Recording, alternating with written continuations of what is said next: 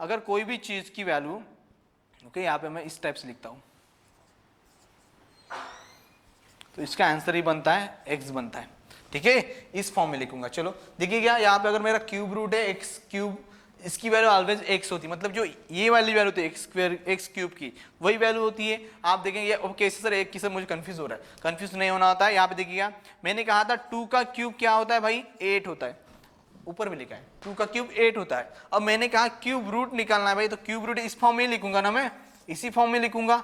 देखो मैंने इस फॉर्म में लिखा है, इसकी वैल्यू तो मैंने यहाँ पे डायरेक्टली लिख दी कि भाई इसकी वैल्यू 2 है, क्यूब 2 है मैंने लिख दी। मुझे पता था, मैंने सॉल्व किया था, 2 का क्यूब 8 है, तो 8 का जो क्यूब रूट होगा वो 2 है। कैसे मैं दिखा रहा हूँ, ये x ही कैसे बनता है, इस 8 को मैं इस फॉर्म में तो लिख सकता हूँ ना, 2 की पावर 3, 2 की पावर 3 लिख सकता हूँ। मैंने तो यहाँ पे इक्वेशन उसी फॉर्म में लिखा है, देखो x की पावर इतना और ये सिंबल, तो x जो भी होगा वही वैल्यू होती है। देखो मैंने ये वही फंडा किया, दिख रहा है यहाँ पे 2 क्यूब, यहाँ पे भी 2 क्यूब, और ये क्यूब रूट का फार्मूला, तो आंसर जो ये वाला बनेगा ना आंसर, यही तो है हमारा x। तो इस इक्वेशन की तरफ देखिएगा, यही होता है आपका आंसर, ठीक है। अब यहाँ पे भी कैसे लिखेंगे सर, यहाँ पे भी आपको इसी फॉर्म में लिखना है। कैसे, जैसे कि मुझे अगर पता है पूरे के पूरे क्यूब, तो मैं निकाल सकता हूँ क्यूब रूट।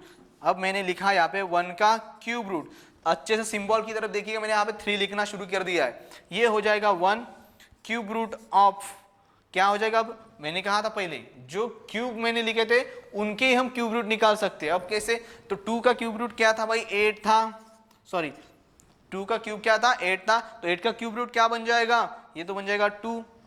उसके बाद क्यूब रूट ऑफ कितने का, 16, यहाँ पे पहले 27 लिख देता, ठीक है, ये 27 कितने का बन जाएगा, 3।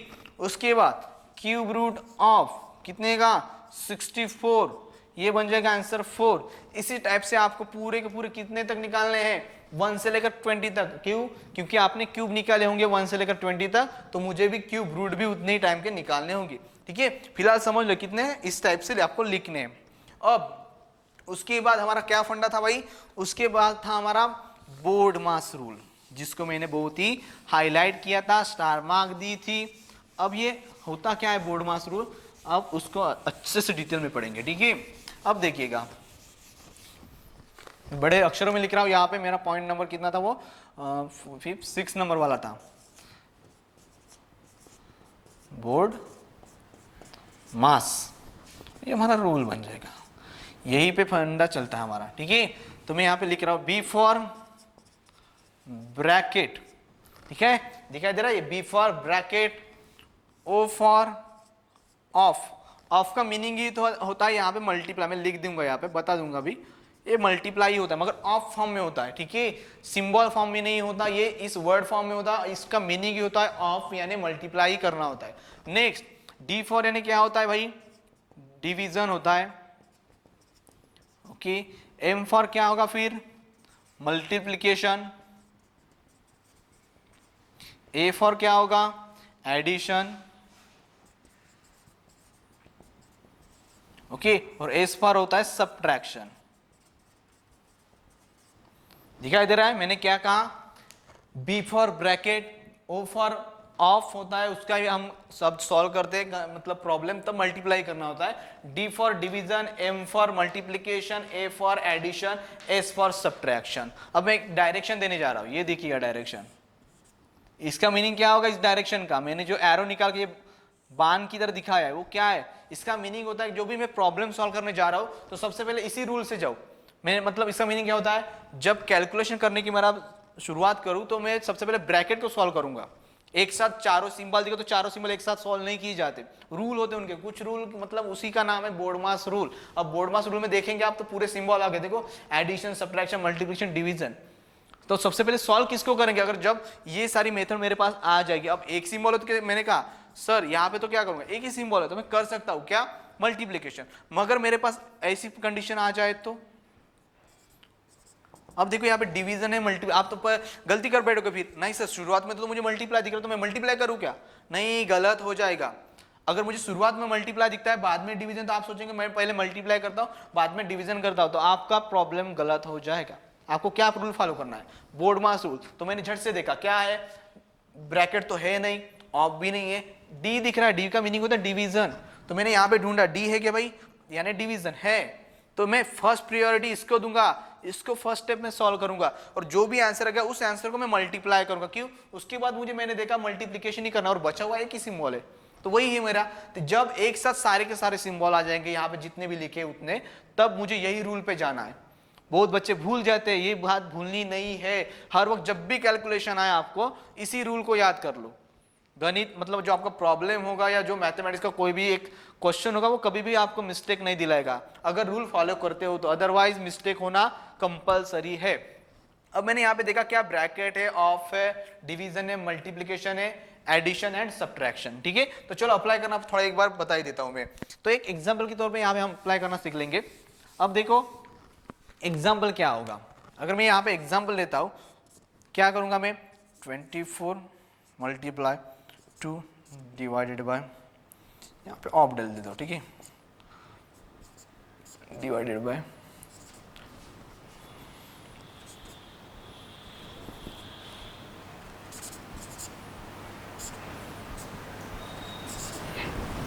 चलो यहाँ पे सारे सिंबल शायद आ गए, तो ब्रैकेट भी डाल लेता हूँ थोड़ा आपको समझ में आ जाए। ठीक है, अगर मैं इस फॉर्म में ब्रैकेट डालता हूँ, यहाँ पे डाल दूंगा। ठीक है, ये कोई तो मेरा प्रॉब्लम है, आपकी हिसाब से बहुत ही बड़ा हो जाएगा मगर आपको करना है। ठीक है, अब बहुत बच्चे जो 6 स्टैंडर्ड के 7 स्टैंडर्ड के बच्चे बोलेंगे सर इतना बड़ा प्रॉब्लम हमको नहीं आता। हाँ नहीं आएगा, मुझे पता है क्योंकि मैंने भी पढ़ाया है, तो आपको पता होगा कि इतना बड़ा प्रॉब्लम दिखा है, मगर फिलहाल मुझे क्वेश्चन को अप्लाई करना है। ठीक है, इसलिए मैंने ये नंबर स्मॉल ही आपको समझ में आ जाएगा।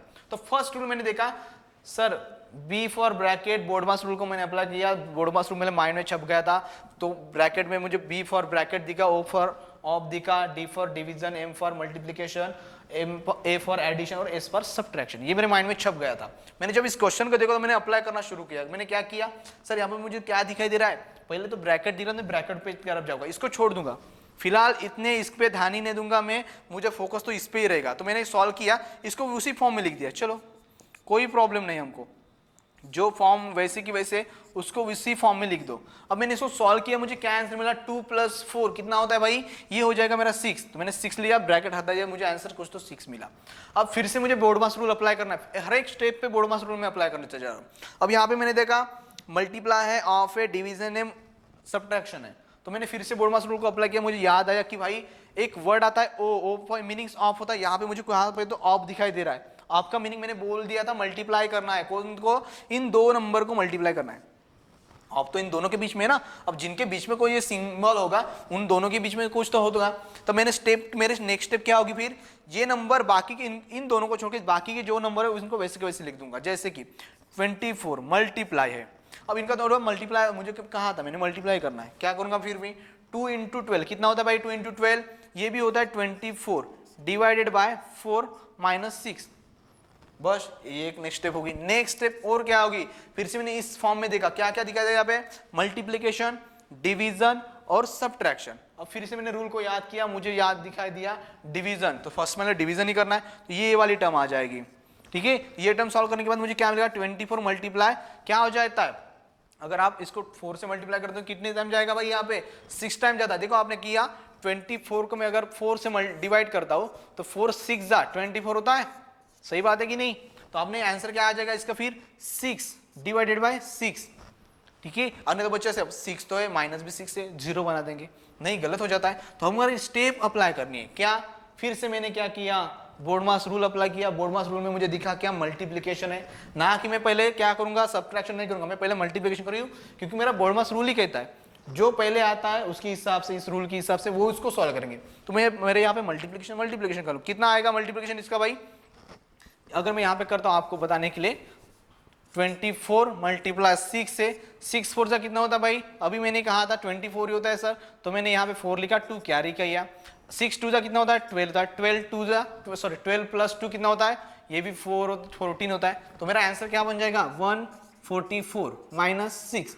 अब आप सब सब्ट्रैक्शन करोगे इसमें से, किसमें से, 144 में से 6 को माइनस कीजिएगा, क्या आंसर मिलेगा, 14 में से 6 गए कितना होता है भाई, 14 में से 6 गए तो ये तो 8 बन जाएगा, 1 कैरी किया, मतलब 138 आपका आंसर बन जाएगा। कितना आंसर 138। तो ये क्या, अब इतना सिंपल रूल है, सिर्फ आपको क्या करते जाना है, हर एक स्टेप में अप्लाई करते जाना है, ठीक है। इसे कहते हैं बोर्डमास रूल। और आपको जब भी कैलकुलेशन आए, जब कि आपके सामने मैक्सिमम ऑपरेशन के कैलकुलेशन आए, तब आपको इस रूल का अप्लाई करना ही है। एक में तो कोई प्रॉब्लम है नहीं, सिर्फ बाकी में एक से ज्यादा जब सिंबल आते हैं या जब ऑपरेशन आते हैं, तब आपको बोर्डमास रूल का अप्लाई करना है, ठीक है। तो ये था इंपॉर्टेंट पॉइंट। उसके बाद लास्ट हमारा है, लास्ट क्या है भाई, लास्ट पॉइंट है हमारा साइन कन्वर्शन, ठीक है।